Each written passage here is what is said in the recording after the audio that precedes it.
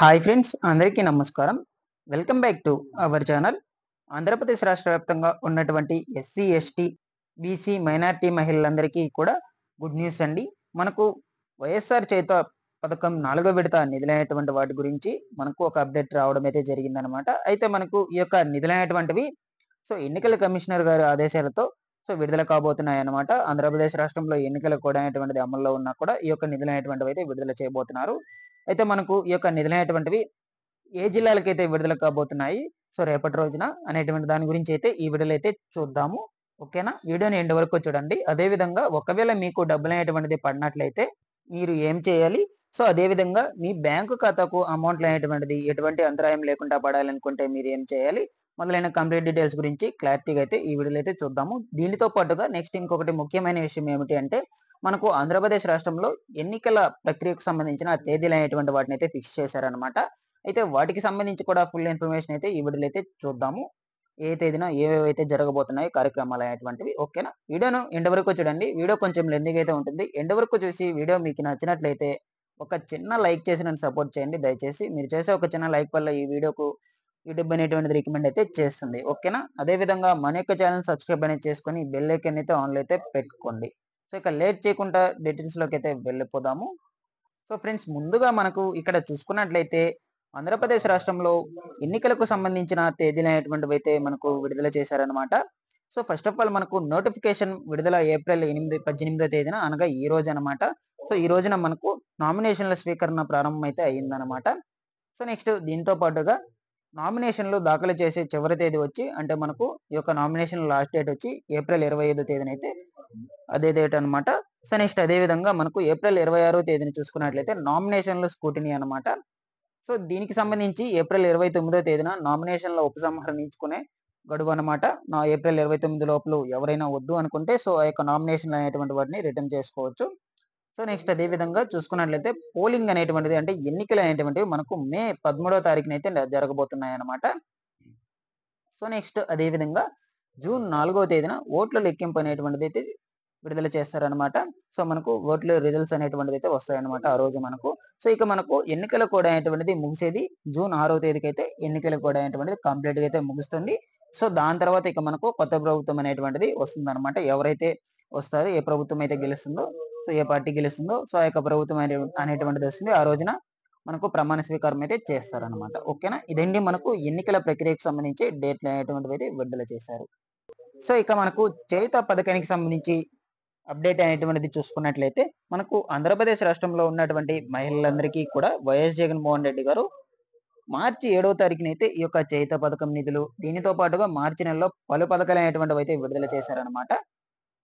అయితే మనకు ఈ యొక్క నిధులైనటువంటి వాటిని విడుదల చేసినప్పటికీ కూడా ఎవరి ఖాతాల్లోకి అయితే పడలేదన్నమాట ఇన్ని రోజులుగా కూడా. మనకు దీనికి గల కారణాలు అనేటువంటివి ఏమిటి అని చూసుకున్నట్లయితే ఒక కారణం వచ్చి మనకు ఆంధ్రప్రదేశ్ రాష్ట్రంలో ఎన్నికల కోడ్ అనేటువంటిది అయితే అమల్లో ఉంది కదా. దానివల్ల అయ్యుండొచ్చు. నెక్స్ట్ అదే విధంగా మనకు ఈ యొక్క ప్రభుత్వం దగ్గర నిధులు అనేటువంటివి కూడా లేకపోవడం వల్ల కూడా ఈ యొక్క నిధులైనటువంటి వాటిని ఇన్ని రోజులు ఆపడం అనేటువంటిది అయితే జరుగుండొచ్చు అనమాట.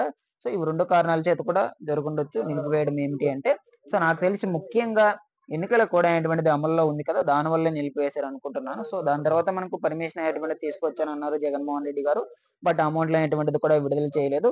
మనకు రీసెంట్ గా ప్రజలతో ముఖాముఖి అయినప్పుడు కూడా ప్రజలతో ఏం చెప్పారంటే ఒక వారం 10 రోజుల్లో అటు ఇటుగా అయితే విడుదల చేసేస్తాను అని కూడా చెప్పడం అయితే జరిగింది. బట్ అమౌంట్లు అనేటువంటిది అయితే విడుదల చేయలేదు.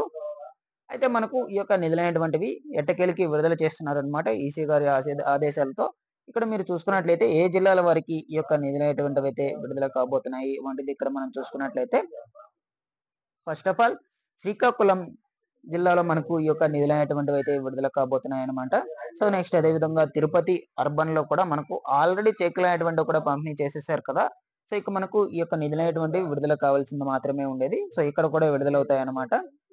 ఇక్కడ మనం చూసుకున్నట్లయితే విజయనగరం అర్బన్ లో కూడా ఈ యొక్క నిధులైనటువంటివి అయితే ఇంచుమించుగా మనకు 268 కోట్ల రూపాయలు అనేటువంటిది అయితే విడుదల చేశారు కదా. ఆ నిధులైనటువంటివి పెండింగ్ లో ఉన్నటువంటి బకాయిలు అన్నిటికీ కూడా చెల్లిస్తున్నారు అనమాట. ఇక నెక్స్ట్ చూసుకున్నట్లయితే ఇక్కడ మనకు బీసీఆర్ రాజమహేంద్రవరంలో కూడా మనకు ఈ యొక్క నిధులైనటువంటి వాటిని అయితే కూడా విడుదల చేయబోతున్నారు.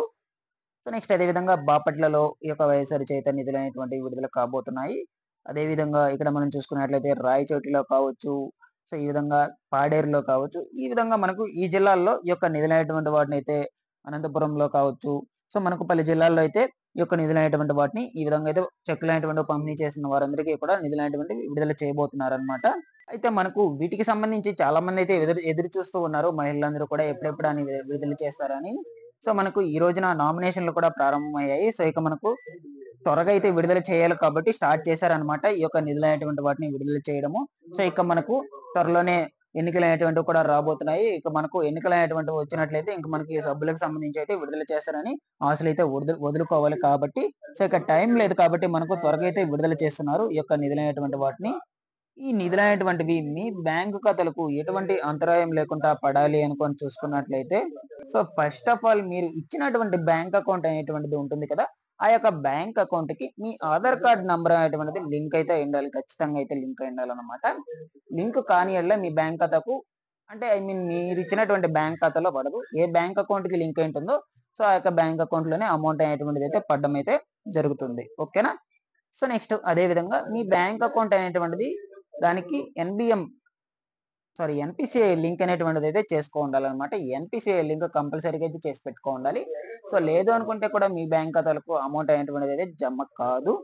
సో నెక్స్ట్ అదే విధంగా మీరు ఇచ్చినటువంటి బ్యాంక్ ఖాతా ముందు యాక్టివ్‌లో ఉందో లేదో చెక్ చేసుకోవాలి. యాక్టివ్‌లో లేని యెడల ఖచ్చితంగా అయితే మీరు దాన్ని యాక్టివ్‌లో అయితే పెట్టుకో ఉండాలన్నమాట. ఇక పెండింగ్‌లో ఉన్నటువంటి నిధులు విడుదల చేసిన వెంటనే మీ బ్యాంక్ ఖాతాలకు చేరడం అయితే జరుగుతుంది. ఈ విధంగా యాక్టివ్‌లో ఉన్నప్పుడు. లేదు అనుకుంటే మీకు అమౌంట్ అనేటువంటిది పెండింగ్‌లోనే పడిపోయి ఉంటుంది. ఇంకా పడదండి. సో ఈ విధంగా అయితే మీరు ఈ 3 కంపల్సరీగా అయితే చేసి పెట్టుకో ఉండాలన్నమాట. సో ఫస్ట్ ఆఫ్ ఆల్ ఇవి చెక్ చేసుకోండి. మీలో ఎవరికైనా ఈ యొక్క చేయుత నిధులు అనేటువంటిది జమ కావడం స్టార్ట్ అయితే వెంటనే కామెంట్‌లో మెసేజ్ చేసి అయితే తెలియచేయండి. అదే విధంగా మన యొక్క ఛానెల్ సబ్స్క్రైబ్ అనేది చేసుకొని ఈ వీడియోకి ఒక చిన్న లైక్ చేసి నన్ను సపోర్ట్ చేయండి. Thanks for watching this one. మరొక వీడియోతో మీ ముందుకైతే వస్తాను.